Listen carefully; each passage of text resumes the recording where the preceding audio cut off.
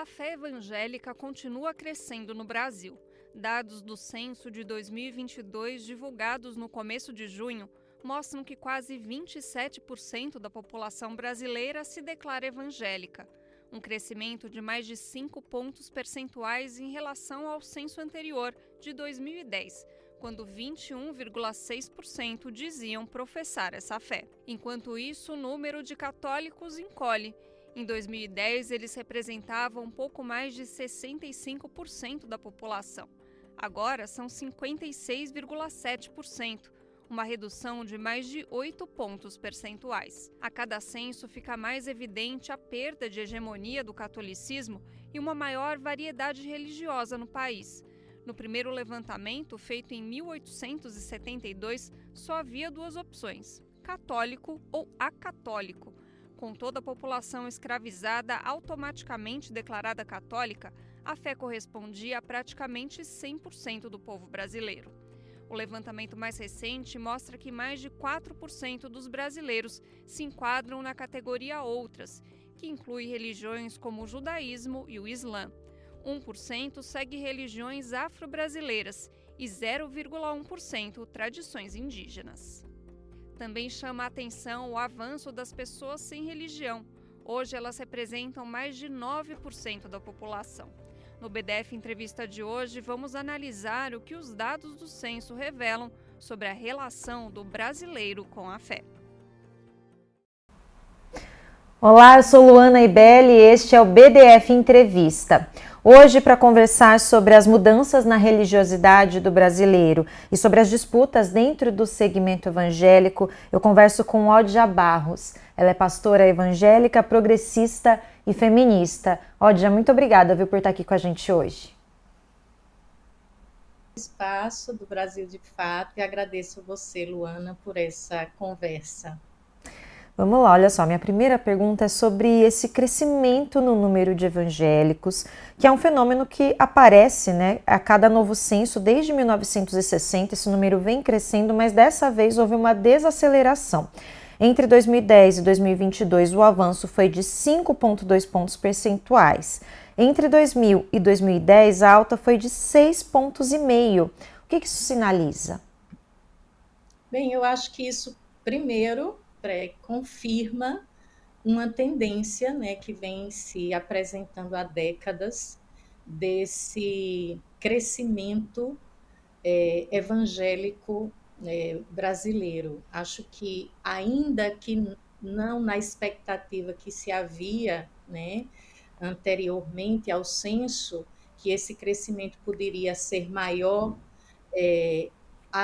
os dados confirmam um crescimento, eu vou dizer até, de uma cultura evangélica no Brasil, mais do que um dado meramente, eu diria, religioso, é um dado cultural. Hoje existe a presença cultural evangélica no cenário público do Brasil, e isso certamente é confirmado com esses dados. E a diferença na expectativa que se havia e a que se apresentou menor não tira, eu diria, a força, eu diria, simbólica, cultural, política e religiosa desse segmento chamado hoje evangélico. Inclusive, tem um fenômeno bem interessante que alguns analistas têm observado, que é a questão dos desigrejados, Odja, que são os evangélicos que mantêm a fé, mas deixaram de frequentar as igrejas, geralmente por causa de alguma decepção aí com a instituição. E no Brasil, muitos católicos são não praticantes, a gente não tinha tanto esse segmento, isso sempre foi muito entendido como o católico não praticante, e agora a gente também tem esse fenômeno com os evangélicos. Queria te ouvir um pouco sobre isso. Isso tem a ver também com uma maior inserção dessa cultura que você falou para a gente agora na sua primeira resposta. Sim, eu penso que existe aí também, nós precisamos falar isso quando tratamos dos números que nos revelaram o censo, o que o censo não nos entrega e o que o censo não é capaz de responder. e dizer, os números têm um limite, inclusive não só nesses termos da pergunta que foi feita, né, qual a sua religião e o seu culto, já impõe uma determinada conceito de religião e de culto que a gente sabe que escapa algumas formas de espiritualidade que não se encaixariam aí nas perguntas dadas a essa pergunta tão aberta e já tão condicionada com aquilo que se entende religiões e cultos institucionalizados. Talvez nós teríamos outros números se essa pergunta não fosse tão ampla e tão aberta e se coubesse outros tipos de respostas. Essa, como você disse, de pessoas que são ou católicas ou evangélicas, mas que não se reconhecem. Primeiro, existem muitos movimentos católicos hoje não institucionalizados, que não entra aí talvez nesse número. E existem também muitas experiências religiosas, de práticas religiosas de fé evangélica, que talvez não apareceram aí no censo. Então, existe também aquilo que o censo não capta, né?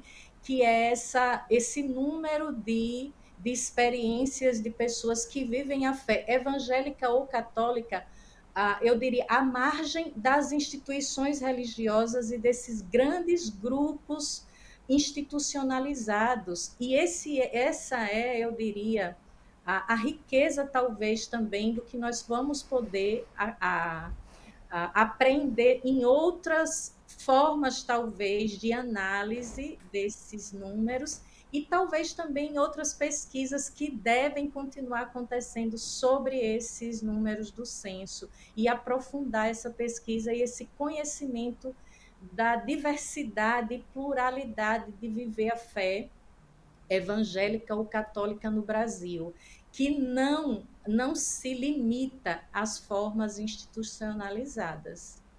Queria que você falasse um pouco dessas diversidades. Você disse que existem formas de praticar essa fé que não estão aí, né, contempladas no censo. Queria te ouvir um pouquinho mais sobre isso, como que essa diversidade se apresenta na nossa população.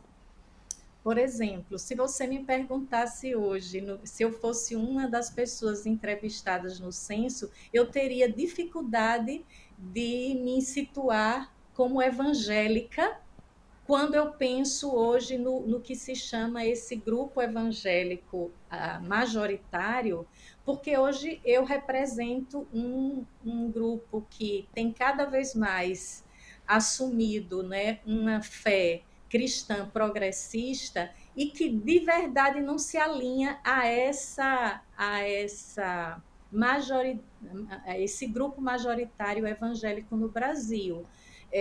Então, eu acho que, assim como eu, né, tenho uma forma de viver a fé evangélica hoje fora dessas grandes estruturas e grupos evangélicos, existem muitas igrejas, por exemplo, que são pequenas comunidades não institucionalizadas, existem movimentos, por exemplo, que apesar de estarem ligados a uma tradição de fé evangélica, não se rotulam mais a partir dessa nomenclatura evangélica dentro desse conceito, eu diria, majoritário. Então, assim também como os católicos são bem diversos internamente, então existe uma pluralidade que talvez até aumentaria esse número de evangélicos no Brasil hoje, se nós conseguíssemos captar os que se identificaram como não religiosos, sem religião, mas que, no entanto, têm uma espiritualidade e têm formas de praticar a sua fé que não se encaixa nesses padrões, mas que responderam como pessoas não religiosas, os sem religião. Eu diria que nesse grupo ainda podem ter muitos remanescentes daqueles que saíram das estruturas, que romperam com as instituições e que estão organizando uma outra forma desinstitucionalizada de viver a fé evangélica. Tem um outro dado que eu queria discutir com você, Ódia, que é a questão da idade que aparece no censo. Na faixa com 80 anos ou mais, 72% são católicos e só 19% evangélicos. Já na faixa etária de 10 a 14 anos, são 52% católicos e mais de 31% evangélicos. Isso aponta para um fenômeno de conversão dos jovens. Quais estratégias as igrejas evangélicas têm usado para se aproximar dessa população? Eu acho que existem, né, uma mudança geracional muito grande de como se, por exemplo, existe dentro do campo evangélico, sobretudo, um rompimento de receber uma fé evangélica como herança familiar, como herança da tradição familiar. Isso era muito comum, né? De que a fé evangélica fosse recebida, né, das suas raízes, como uma herança familiar.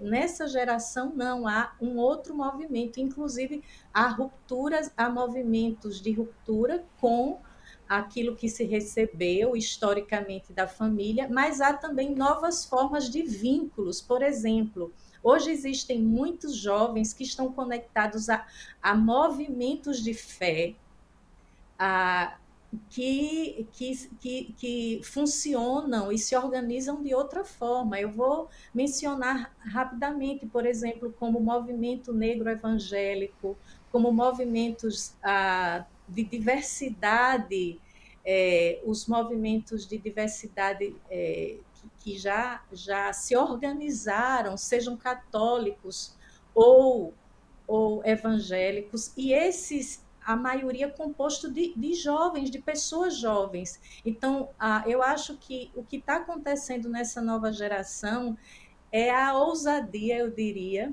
de desenhar uma religiosidade, talvez, a partir de outros elementos e referências que não é mais o das instituições, como recebida pelos pais ou por outra geração. Você falou um pouco antes de como a cultura evangélica ela está muito presente hoje na população, e aí queria falar um pouco desses fenômenos de massa, como por exemplo, né, tem o livro Café com Deus Pai, que tem sido muito falado aí nos veículos, nas redes sociais, enfim, nos veículos de mídia. Esse é um dos pontos que mostra também essa ascensão. Como que essa massificação também aparece assim na nossa sociedade?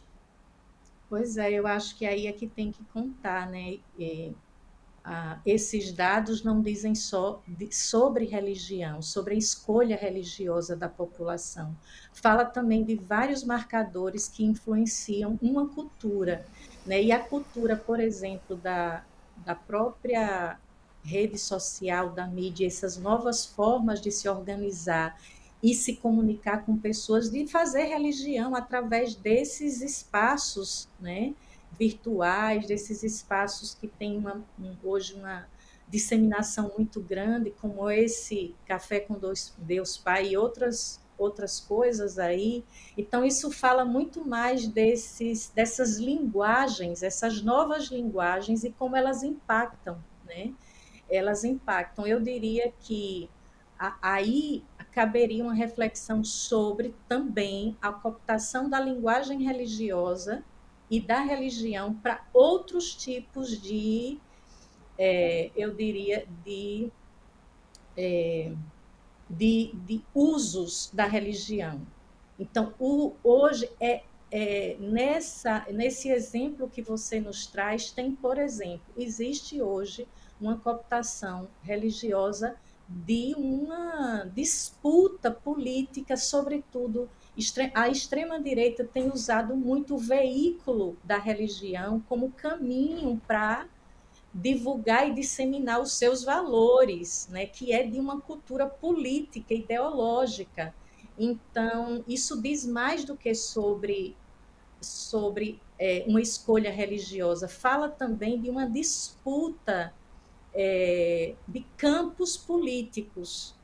E a religião é, na verdade, um veículo e um instrumento dessas disputas culturais e disputas políticas sobretudo entre direita e esquerda, extrema-direita, os valores culturais. Então, o que acontece é que tudo isso está muito misturado também nesses dados tomados inicialmente como dados de religião. Qual é o peso hoje dessa disputa, Odja? A gente está falando aí de uma questão política, né, que tem se mostrado em vários sentidos na nossa sociedade. Isso preocupa, esse uso da política, e quais podem ser as consequências também quando a gente fala da entrada dessa religião, né, do uso dessa religião para esse âmbito político? Eu falo primeiro dizendo assim, para mim não há nada de novo nisso. A religião e política sempre estiveram presentes no cenário público. O que chama atenção agora que eu acho que é essa perda de hegemonia de um único grupo religioso que permaneceu no Brasil, sempre no comando, inclusive tendo força política no cenário público político no Brasil, que era o grupo católico, e que quando aparece um outro grupo rival, vamos dizer assim, rivalizando nesse lugar, que é da disputa de protagonismo político no poder político, isso parece que abriu os olhos da população brasileira, que nós nunca tivemos, de fato, na nossa história do Brasil, um Brasil, de fato, laico, né?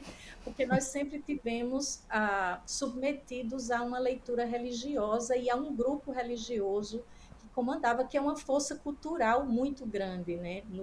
Não só no Brasil, no Ocidente cristianizado todo. Então, eu acho que esse deve não nos preocupar no sentido de dizer, ora, agora a política está, a religião está tomando o espaço público. Eu não diria esse tipo de preocupação, mas nós pensarmos, como também foi um erro pensar que a religião está fora das nossas dinâmicas todas de política e de vida, da política da vida. A religião é parte da vida e a vida é política em si. Então, o que a gente precisa fazer é um investimento sério, se preocupar no sentido de investir em formação política que inclua a questão religiosa, porque, na verdade, houve uma falsa ideia de que religião e política ia chegar um momento que estaria totalmente afastados. Isso não existe, nem existiu, nem vai existir, porque a religião ela é parte do que as pessoas são. O censo nos entregou isso. O Brasil é religioso, com mais pluralidade, e que bom que essa pluralidade possa continuar crescendo, mas eu acho que não é uma preocupação no sentido ingênuo de dizer agora o religioso e o político se misturaram. Não, ele está aí porque as pessoas que estão indo votar, que fazem os processos políticos, são pessoas que têm as suas experiências religiosas, e nós vimos pelo censo que as pessoas continuam sendo pessoas religiosas, e que aí a gente precisa começar a dialogar sobre política e religião a partir de outros lugares, inclusive fazendo uma maior aproximação de uma forma mais profunda e preparando também as nossas comunidades de fé, preparando os nossos fiéis para serem seres políticos no mundo, mais preparados. Eu acho que essa é a questão que o censo nos traz. E já existe essa formação política, se a gente for pensar, né, Odja? Porque esse debate sobre o que é política, ele já está dentro aí das igrejas, tentando formar, né, adeptos dentro das igrejas. E aí eu te pergunto, você fala da questão do Estado laico. Queria te ouvir qual a importância qual é o caminho ali para trabalhar esse lado político das pessoas, ao mesmo tempo em que a gente não deixa a religião de fora. A gente já tem esses exemplos de que a inserção da religião nas decisões políticas, na imposição de valores que estão ligados à religião, eles não servem, né? Eles não têm tido resultados positivos há muito tempo. Então, queria te ouvir sobre esses caminhos. Como que a gente educa as pessoas, como que a gente traz para as pessoas o exercer dessa espiritualidade, dessa religiosidade, mas entendendo que isso não necessariamente precisa pautar as decisões políticas e se impor também sobre as outras pessoas. Pois é, eu acho que a gente já está fazendo isso, mas está fazendo muito aquém da demanda, eu diria assim. Porque a maioria das comunidades religiosas, pelo menos eu acompanho mais as comunidades de fé evangélica, continuaram por muito tempo com o discurso de que religião e política não se misturam. Era um falso discurso, e um discurso, inclusive, eu diria, ingênuo até, e que foi que caiu por terra. Os próprios grupos mais conservadores que levantavam a bandeira de que religião e política não se misturam foram os grupos que começaram a ver a potência que há na linguagem religiosa e a usar essa linguagem para fins de um projeto de poder político. Então, eu diria que por isso que eu me identifico como evangélica progressista, porque na minha forma de entender a fé é política, e a fé traz elementos tão importantes para a gente organizar as comunidades e as pessoas dentro eu diria, de uma ética política. A palavra ética tá fora de uso, né? Mas a gente precisa resgatar. A ética de fé, ela pode imprimir um valor importantíssimo na sociedade, no projeto de sociedade que nós podemos construir. Então, é sair desse lugar de que crente não se envolve com as coisas do mundo, da política, porque isso não existe, e dizer, olha, vamos contribuir com a nossa fé de forma ética, numa ética amorosa e que respeita o direito do outro, para a gente construir uma sociedade melhor. E eu queria chamar a atenção, sabe, a um dado que saiu essa semana fora do censo da religião. Por exemplo, eu vou dar um exemplo concreto. O feminicídio bate recorde no Brasil em 2024, né? 4 mulheres, pelo dado que saiu, né?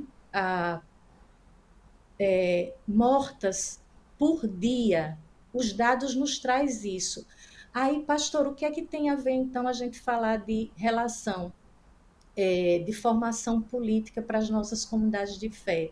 Como é que a gente pode trazer aqui a disputa quem cresceu mais, católicos ou evangélicos? Os evangélicos vão se tornar maioria no Brasil? É essa grande pergunta e debate, parece uma corrida, né? Uma grande corrida, quem chega primeiro? E aí eu pergunto, e o que essa fé evangélica ou católica que cresce no Brasil muda esse dado?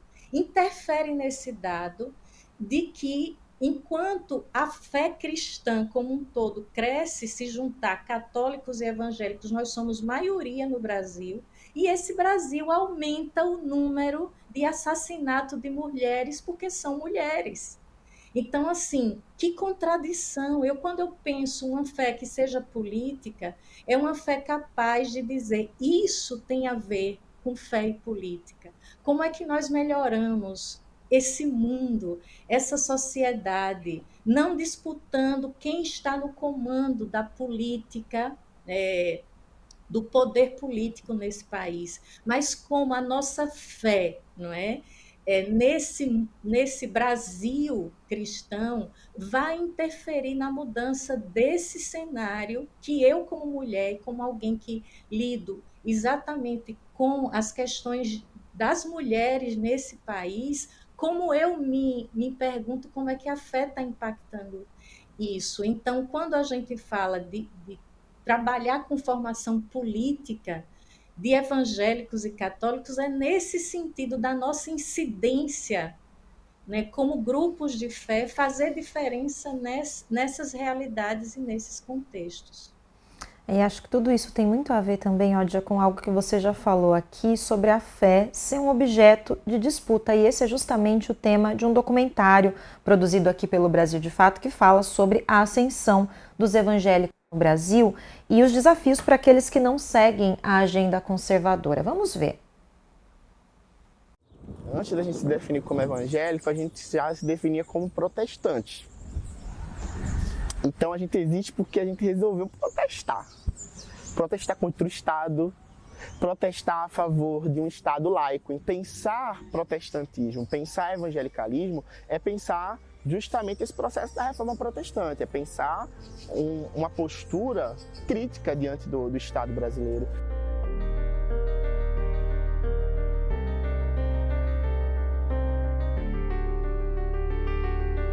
Na minha concepção, não existe prática religiosa sem prática política. Não tem como separar. Eu não posso ser uma igreja para dentro das paredes, eu preciso ser para fora. Se eu sou uma igreja para dentro do templo, para dentro das paredes, eu vou fatalmente ser uma igreja que não consigo exercer um papel relevante para os diversos problemas e questões sociais que, enquanto sociedade, o Brasil enfrenta. Mesmo as igrejas progressistas, elas se distanciaram por um tempo das bases. Existia um trabalho muito forte da Igreja Católica das comunidades eclesiais de base. A igreja, de alguma forma, ela se encantou com a chegada de uma primavera, estar no poder, que se distanciou das periferias, se distanciou das pessoas, se distanciou dos trabalhadores. Precisa conversar de uma maneira muito bem estratégica, sabe, sobre essas questões, mas também muito honesta, né, com os evangélicos. Ele não pode tornar os evangélicos uma pauta distante, como se, os evangélicos... Não, os evangélicos estão nem da esquerda, os evangélicos estão em toda a sociedade. A fé está em disputa, esteve ontem, está hoje e vai continuar em disputa. Esse documentário, para quem tem curiosidade, está disponível no YouTube do Brasil de Fato. E aí, Odja, como a gente ouviu, ter um posicionamento crítico em relação às injustiças está na essência do movimento, né? Em seu primeiro nome, Movimento Protestante. Você acha que essa essência ainda está presente nas comunidades evangélicas que você acompanha? Sim, está muito presente. Elas não aparecem porque, inclusive, a gente tem que salientar a escolha da mídia, das grandes mídias, de o que ela quer apresentar sobre o mundo ou o movimento evangélico. Então, priorizam, né, mostrar aquilo que não traz e não revela aquilo que ainda é guardado dessa tradição, eu diria, de uma fé protestante crítica, que enfrenta o status quo e denuncia, né, as suas incoerências, suas injustiças, e propõe também transformação. Existe presente hoje no Brasil evangélico, né, essa fé evangélica protestante, crítica, política, que está inclusive na base das pequenas comunidades, inseridas profundamente nas comunidades, por exemplo, com a maioria evangélica hoje são mulheres periféricas, são mulheres pretas, né? São mulheres trabalhadoras e que estão, entendeu, assim, vivenciando uma fé justamente entranhada na vida e na política. Temos também movimentos organizando mulheres, organizando comunidades negras, organizando pessoas LGBTs que IAPN+, a fé sendo organizadora de movimentos sociais, de movimentos políticos. Então, nós temos ainda muito vivo, e eu diria que a minha esperança e a minha fé, né, ainda se alimenta dessa presença e dessa igreja, né, que não está de verdade voltada para as quatro paredes, não está alienada do mundo e da realidade, mas também não está na fé fazendo dela uso de um jogo político partidário, mas que estão realmente comprometidas com transformação real, sabe, da vida, da sociedade, sobretudo para os grupos mais vulnerabilizados. Então, Eu acho que isso precisa aparecer. O censo não deu conta e não vai dar conta de apresentar essa pluralidade, essa diversidade dos movimentos evangélicos, nem aparece a cara e o rosto dessa outra igreja evangélica que também cresce no Brasil, inclusive rompendo com as grandes instituições, e construindo na base outros movimentos que eu vou continuar apostando não, né, no crescimento numérico de evangélicos para mostrar algum tipo de ganho em disputa de poder religioso no Brasil, mas eu vou continuar apostando no desenvolvimento dessas outras formas de viver a fé evangélica no Brasil, que eu acho que também o desencantamento vivido pelo bolsonarismo dentro de muitas igrejas evangélicas revelou para muito dessa população, sobretudo jovem evangélica, que teve coragem de romper e está construindo outros espaços, outros movimentos, que no futuro poderão até aparecer de uma outra forma em algum outros censos que virão aí adiante. Existe uma crítica de alguns analistas, né, sobre esse afastamento das igrejas, ou na verdade dos campos progressistas, das periferias, enquanto os grupos conservadores passaram a atender algumas demandas desses grupos periféricos, quase que num trabalho de base que a gente vê ter resultado também, né, dentro desse avanço da extrema-direita. Como que é a tua avaliação a respeito disso? Você acredita que realmente houve esse distanciamento, né, dos campos mais progressistas das periferias? E como é possível retomar essa frente e também justamente trazer tudo isso que você tem falado, como trazer para a realidade isso ser talvez uma maioria, né, respeitando aí também todas essas bases que você falou da essência do movimento, vamos dizer assim. Houve sim, eu acho que houve um afastamento não só, né, das periferias, das bases, mas houve intencionalmente um afastamento de um fenômeno, né, que se mostra assim agora com mais sedimentado, que foi esse crescimento dessa igreja chamada pentecostal, que é uma igreja que tem, né, que foi responsável por esse grande crescimento, né, porque ela é mais desinstitucionalizada, né, abre-se uma igreja aqui e ali em toda a periferia, mas ao mesmo tempo que a gente pode olhar isso, não é uma coisa fácil, é complexo de interpretar esses fenômenos, mas esses fenômenos precisam ser vistos pelo lado positivo, é a presença dessa fé naqueles lugares onde falta tudo, falta a presença do Estado, falta a presença, inclusive, dos grupos históricos protestantes que se identificaram com as elites e não estiveram aí nessas periferias, e aí, claro, abriu esse espaço para que grupos religiosos fizessem uso disso para a construção de um poder, de um projeto de domínio e de poder político, usando a fé, a boa fé das pessoas, mas eu acho que há sempre caminho para a gente aprender e fazer diferente. Há um caminho de volta a fazer. E eu acho que tem sim uma preocupação hoje dos movimentos sociais, políticos, os partidos de esquerda, os movimentos querendo aprender, escutar, e é preciso, sobretudo, escutar esses grupos, a maneira de fazer, né? Fazer a tarefa de casa diferente é deixar de ignorar ou de criticar esses grupos e se aproximar e escutar mesmo, sabe? Não é chegar querendo na mesma lógica dos grupos de direita, né, político de direita, que se aproxima das comunidades de fé para angariar votos, né, para o seu projeto. A esquerda não pode fazer o mesmo. Que a gente tem é que construir essas pontes, querendo escutar e aprender das comunidades, e aprender um fazer político e religioso diferente. E eu relembro aqui que, por exemplo, a própria origem de muitos dos movimentos sociais hoje no Brasil foi o engajamento sociopolítico religioso. Foram nas comunidades eclesiais de base que se originam tantos movimentos sociais que hoje estão em atuação.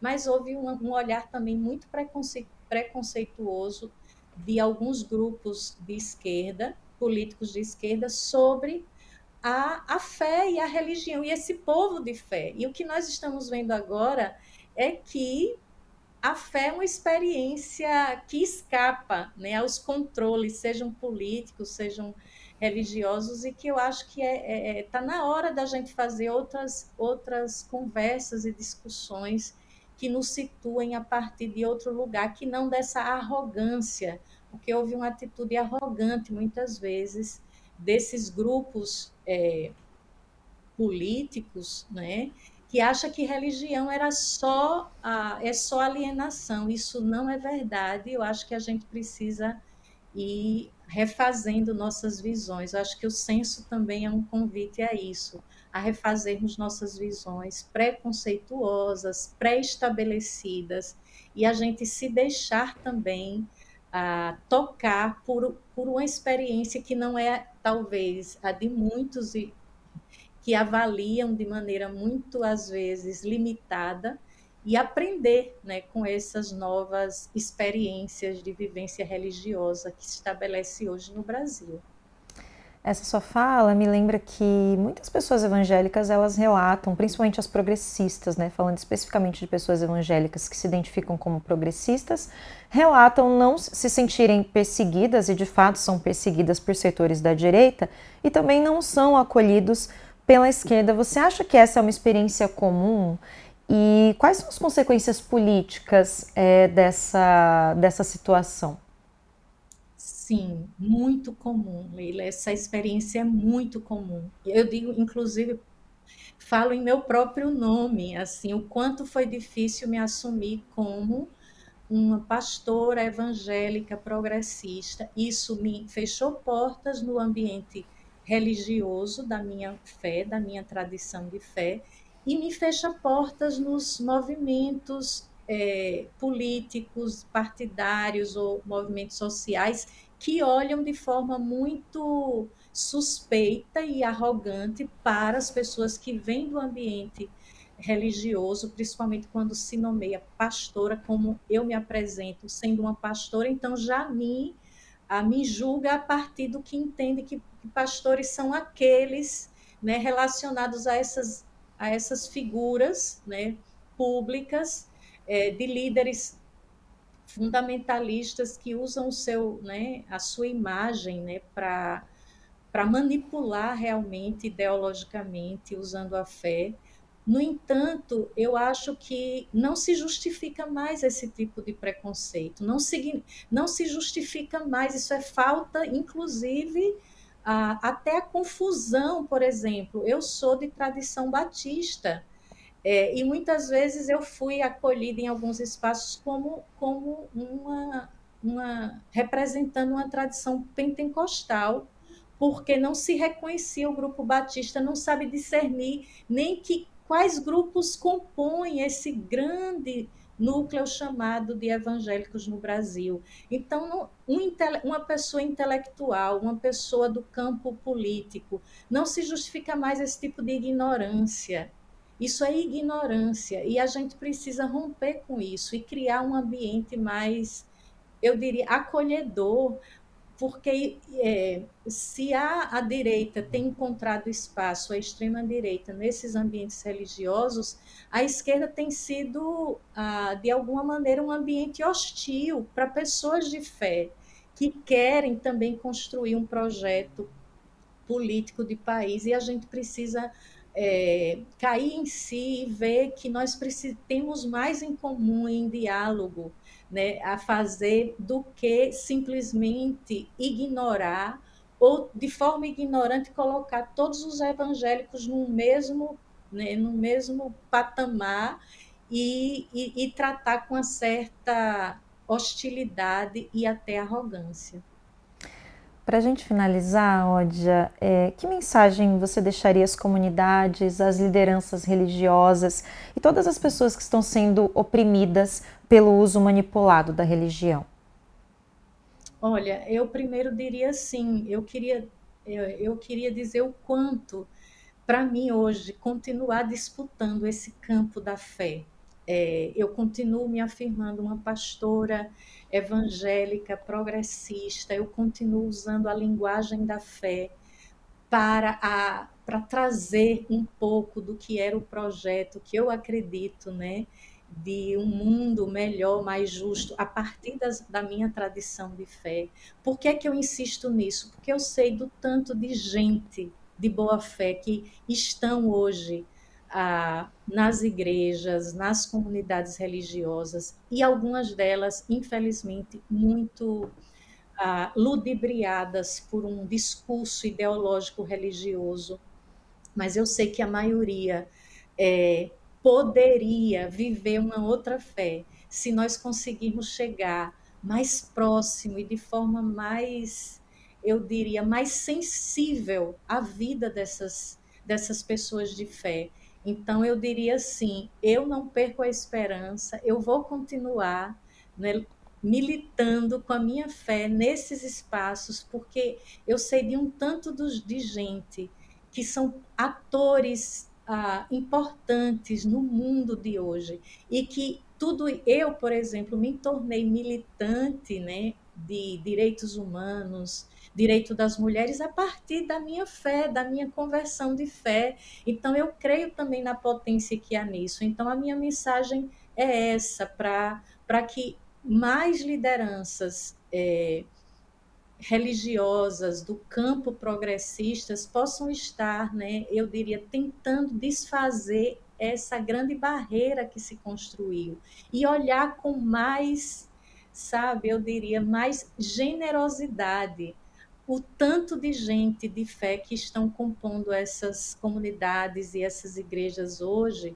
e que a gente precisa muito se aproximar delas com mais abertura para a gente se aproximar de uma leitura mais, eu diria, mais real, porque a gente às vezes fica muito com o estigma e com aquelas imagens muito, eu diria, midiáticas que não comunicam tudo da experiência vivida do povo. Então, essa um pouco até a minha convocação, né, que a gente insista em aproximar essa fé e essa política capaz de transformar a realidade.